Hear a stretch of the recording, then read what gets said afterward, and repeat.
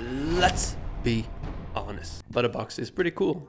Pretty cool. But there's one thing that I think we all are doing. We keep adding movies to our watch list. And every time I watch one movie, I normally add 3 movies. And my watch list is now at 430 film. So we're gonna do something about it. We're gonna use a website called Watchlist Picker. Harvey gave me this idea. Shout out to you. Go check out this channel. He's a pretty funny guy. Let's force ourselves to watch our watch list. So what I'm gonna do is I'm gonna put my username and whatever film shows up, we're gonna watch. And the film is Riceboy Sleeps. So this is a Canadian film. This is actually a suggestion from Dan. Here's a photo of Dan as a baby. Cute. And I believe it is set in Toronto. Cool stuff. Let's watch Riceboy Sleeps and get it out off the watch list.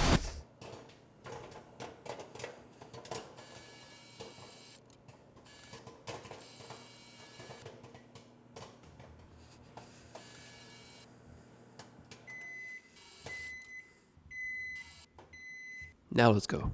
Riceboy Sleep is a Canadian film directed by Anthony Shim. The movie tells a story of a Korean mother that leave Korea to raise her son in Canada. And I think the best way to understand this film is through a small story, a kind of Korean folklore tale that the mother tells about halfway through. And the story goes that back in the days, Korean family that didn't have enough food to survive would take, a older person in the family and walk them up a mountain, basically leave them there to allow for the food that they did have to be able to go to the children. And the story goes that a son tell his mother that he wants to go to the top of the mountain to look at flowers, and the mother goes with him. And as they are going up, the mother realizes that the son is about to leave her there to die. She doesn't say anything about realizing that,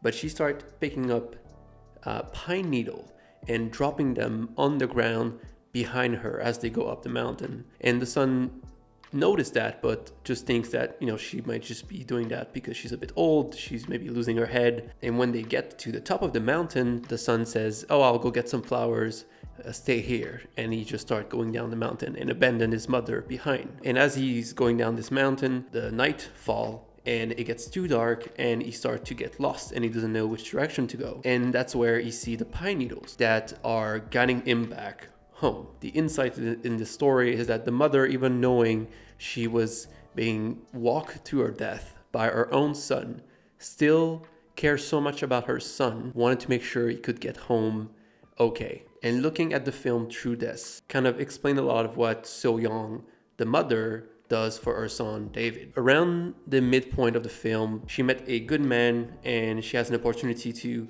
live with him, create a family, and give David a father. Even in that moment, she actually asked David, her son, if she should do it, if he would be happy. And at the middle point, we also learned that So Young, the mother, has cancer. So I think obviously at that point, we start looking at the things that she would be doing, the pine needle, to help our son walk back home, make sure he's gonna have a good life. This process or this tale or this metaphor start a lot earlier. As soon as Soo-young leaves Korea, she's looking to live to give David a better life. This whole film is really So-young living the pine needle for her son. It is incredibly touching. And I think that the relationship between the son and the mother is really the biggest strength of this film. I think it does try to, depict being a teen in the 90s. And I've heard an interview with the director talking about kind of the more light and funny moment of this film. It seems like Anthony, the director,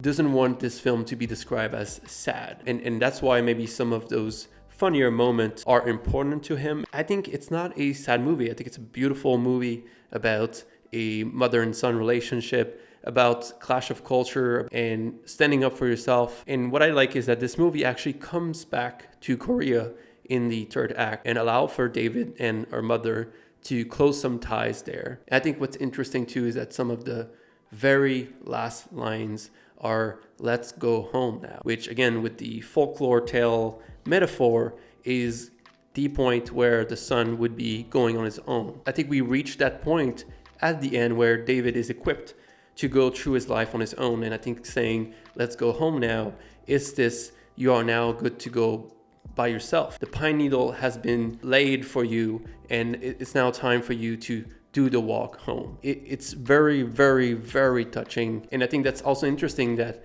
when they say at the end, let's go home, they're talking about Canada, which I think for David is the true home for him. And you do get some of that by seeing how uncomfortable or used to Korean custom he is when he's asked to serve a drink to his grandfather and to his uncle, learning how to properly drink it, going to the public bathhouse. For him, all this is very foreign. Home for him is Canada, which I think is a hopeful and nice message to end on. To me, it does hint it was successful for his mom to move there. She was able to make Toronto for David what he called home. That was what she was aiming to do. And I think that's what's really beautiful. Yes, it is a sad film and you're gonna cry a lot. 6, 7, 8 times probably. It happened to me. I think it is a hopeful and beautiful film. It has some sad and heavy moments, and I don't think it needed the funnier kind of silly 90s teenage pieces to be a beautiful film. It is not sad just because sad things happen. Great, great, great film. It's probably like one of those hidden gems at this point. I am gonna give it a 4 out of 5. I think it's a great, great film. So I'm happy I watched this. It's been on my watch list for almost a year. Thank you so much. I'm out.